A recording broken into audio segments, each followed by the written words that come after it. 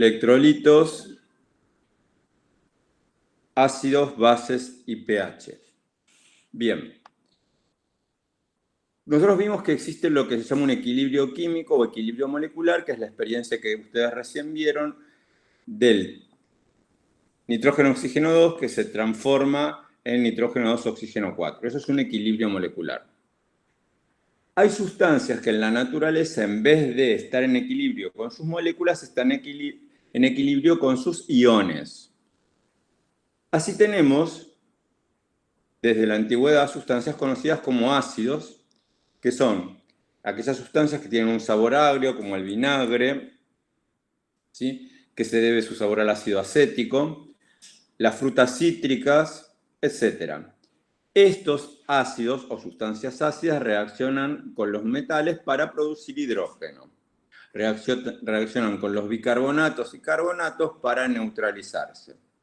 Y las bases tienen un sabor amargo, son resbalosas al tacto, son fundamentales o están presentes en muchos jabones. Si nos remitimos al agua, vamos a tener lo siguiente. El agua líquida se disocia en protones y oxidrilos, es decir, una molécula de agua rompe su enlace covalente, se libera un hidrógeno que se va a depositar sobre el par de electrones de otra molécula de agua, se libera un oxidrilo y se forma un ion hidronio, que es oxígeno, hidrógeno 3 con una carga positiva, y un ion oxidrilo, que es una molécula de agua a la cual le saqué un hidrógeno. Eso lo podemos esquematizar de varias maneras, según la notación de Lewis, según modelos de esferas o según una ecuación química, que es la que ustedes tienen al final de la presentación. Se dice que el agua puede actuar como ácido y como base, puede liberar protones o puede liberar oxidrilos, puede transformarse en hidronios, hidrógeno 3 o más, y en oxidrilos. Ahora, la pregunta es, ¿este fenómeno de autoionización del agua, ¿sí?, es muy frecuente, está en gran proporción en las moléculas de agua? La respuesta es no. Esta reacción del agua, que se llama, ¿sí?, autoionización del agua, es muy infrecuente o está en poca proporción con respecto a una determinada cantidad de agua. Ejemplo, en un litro de agua tenemos 55,55 moles. Recuerden que cada mol de agua son 18 gramos. En 1000 gramos de agua, en un litro de agua en condiciones estándar, vamos a tener 55,55 moles. Si hacen la cuenta, 1000 sobre 18 da 55,55.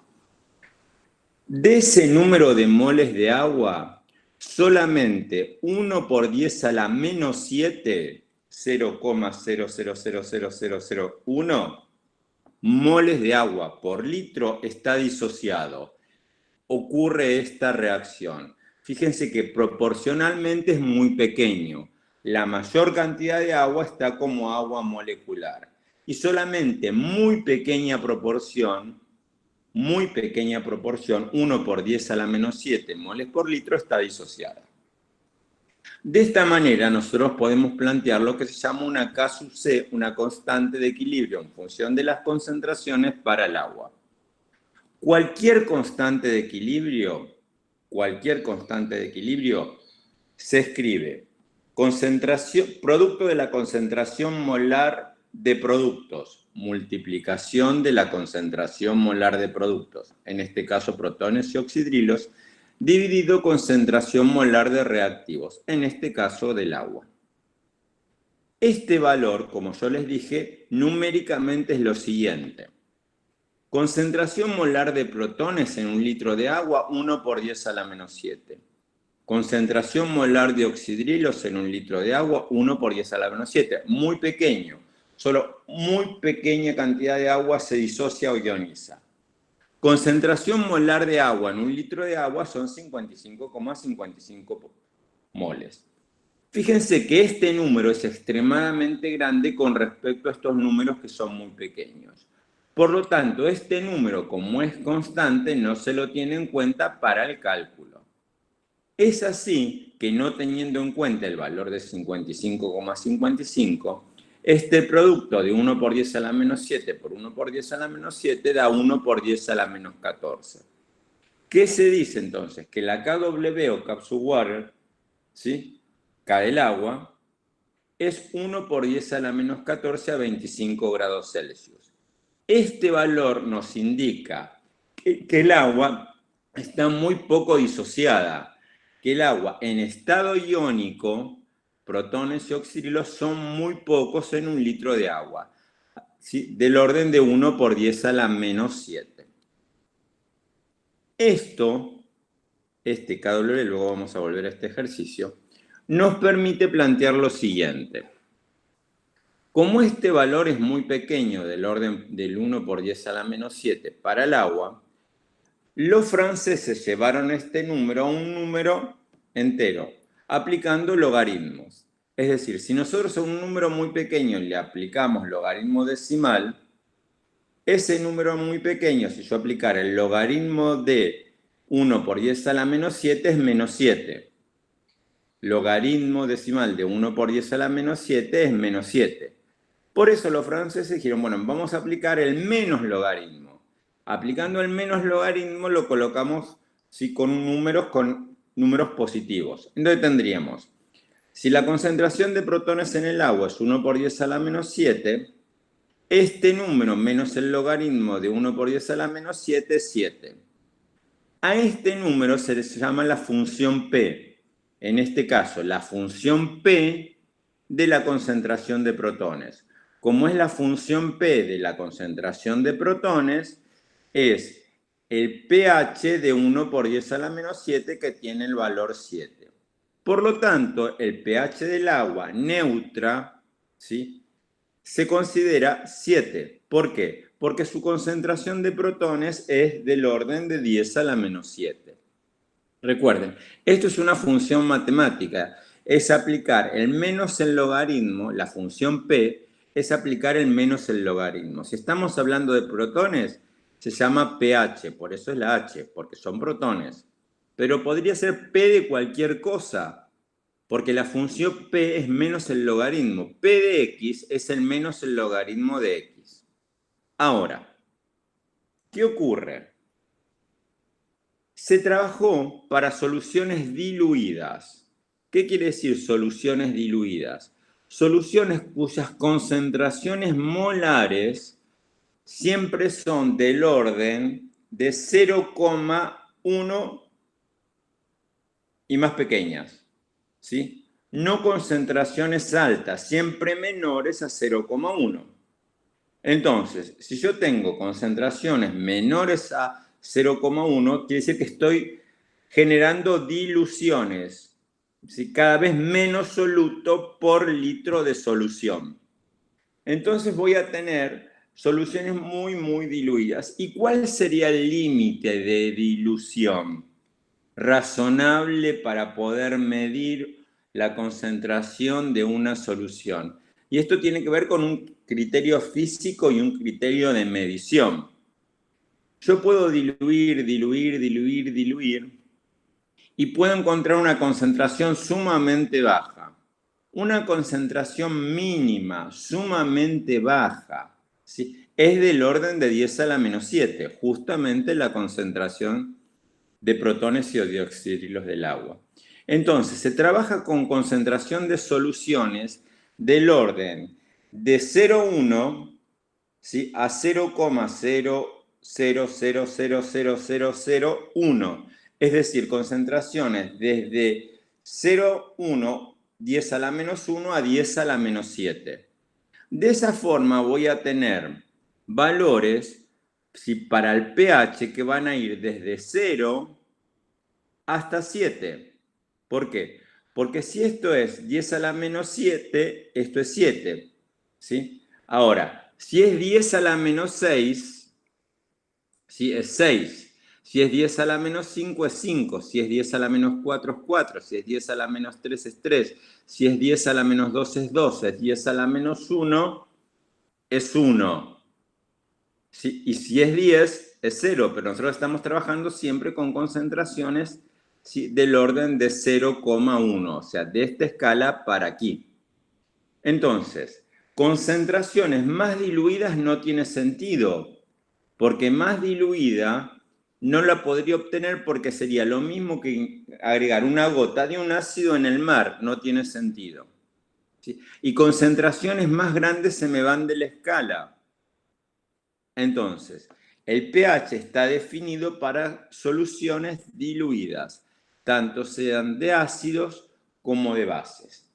Ahora, ¿qué ocurre? Si en vez de tener un ácido, nosotros tenemos una base o un álcalis, una base, un álcalis, no libera protones, libera oxidrilos al medio. Entonces, como libera oxidrilos al medio, OH, ¿sí? Reitero, las bases o álcalis o hidróxidos no liberan protones, liberan oxidrilos. En vez de calcular pH, voy a calcular pOH. Pero también para soluciones diluidas, para soluciones que van del orden del 10 a la menos 7 al 0,1. Así vamos a tener lo siguiente. En el caso del agua, como la concentración de protones y concentración de oxidrilos en el agua, ¿sí? Fíjense, concentración de protones y concentración de oxidrilos en el agua es 10 a la menos 7, 10 a la menos 7 por 10 a la menos 7, 10 a la menos 14. El pOH para el agua,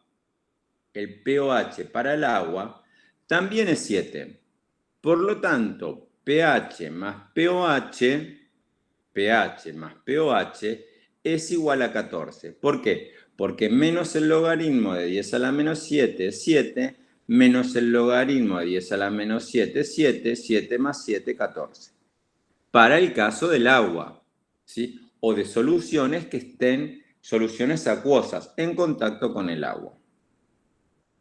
De esta manera, nosotros podríamos calcular el pH de ácidos o de bases. Insisto, pH de ácidos o de bases, de sustancias que en soluciones acuosas liberen protones o liberen oxidrilos. De esta manera, por ejemplo, un problema dice, ¿qué ocurriría con el agua de lluvia recolectada en una región de la ciudad de Buenos Aires cuyo pH es 4,87? ¿Cuál será la concentración de protones, ¿sí?, en el agua?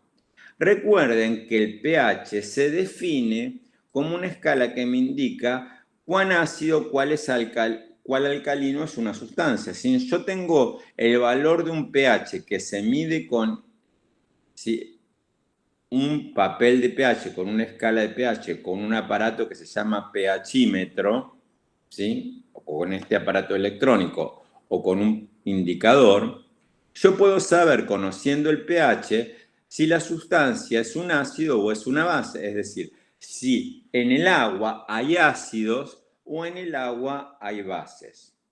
Entonces, si el pH me da valor de 0 a 7, quiere decir que en el agua hay ácidos. Si el pH me da de 7 a 14, quiere decir que en el agua hay bases o hidróxidos. Entonces, si yo mido el pH de una solución y me da 4,87, estoy diciendo que el pH es alrededor de 5. Si el pH es alrededor de 5, 4,87, por ejemplo, 4,87 lo podría medir con un pHímetro. En el indicador de pH me va a dar en la escala, ¿sí?, de este color, ¿sí?, anaranjado. Entonces, con el pHímetro me va a dar 4,87 porque me indica 2 decimales. Con el indicador de pH me va a dar una coloración. Es más cualitativo. Pero sabemos que está en la escala del 5. Por lo tanto, su concentración de protones va a ser del orden de 10 a la menos 5. Por lo tanto, decimos que el agua tiene una concentración ácida. Es decir, que el agua tiene una concentración de protones debido a una sustancia ácida. No puedo decir cuál es la sustancia. Lo que puedo decir es que tiene una concentración ácida. Este cálculo es colocar este valor 4,82, ¿sí? Dentro de la función y determinar. Nosotros decimos que la concentración de protones va a ser igual a 10 a la menos pH, 10 a la menos 485, eso si lo hacen en la calculadora da 1,5 por 10 a la menos 5. Pero el criterio es que si yo tengo un valor de 5, la concentración de protones será del orden de 10 a la menos 5. El otro problema dice, la concentración de oxidrilos de una muestra en sangre es 2,5 por 10 a la menos 7. Fíjense que cuando nos dicen 10 a la menos 7, ya sabemos que estará en el orden de 7, o sea que va a ser bastante neutra. Ahora, ¿qué pasa? Como dice 2,5 por 10 a la menos 7, si dijera 1 por 10 a la menos 7 es neutra. Pero como dice 2,5 por 10 a la menos 7, lo voy a calcular. ¿Cuál es el valor de ese pH en sangre? Entonces, ¿qué sabemos? Que el valor del pH más el pOH de cualquier sustancia que esté disuelta en agua es 14. Por lo tanto, si despejamos de aquí, el pOH va a ser ¿sí? menos el logaritmo de la concentración de oxidrilos. La concentración de oxidrilos es 2,5 por 10 a la menos 7. Si resolvemos esta ecuación matemática, da 6,6. Quiere decir que el pOH es 6,6.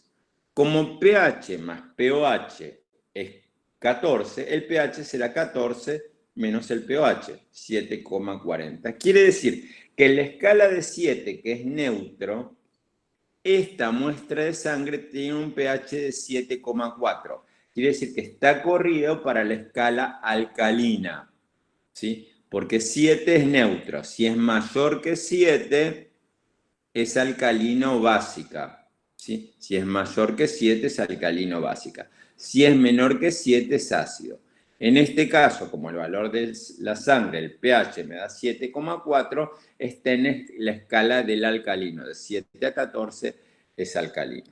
Ahora, vamos a ver qué ocurre con distintos tipos de ácidos y distintos tipos de bases a nivel informativo, lo que se llama electrolitos débiles. Un electrolito fuerte es aquel que está totalmente disociado, al 100%, que yo lo agrego en agua y se separan, ¿sí? Cationes y aniones. Por ejemplo, el cloruro de sodio. Si yo quiero medir el pH del cloruro de sodio, me va a dar neutro. ¿Por qué? Porque el cloruro de sodio, cuando se disocia, no libera ni protones ni oxidrilos.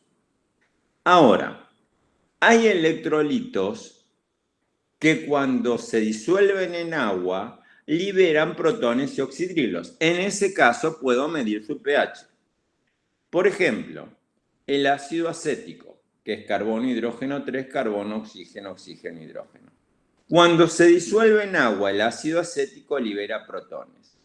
Pero es un ácido débil, por lo tanto no está totalmente disociado.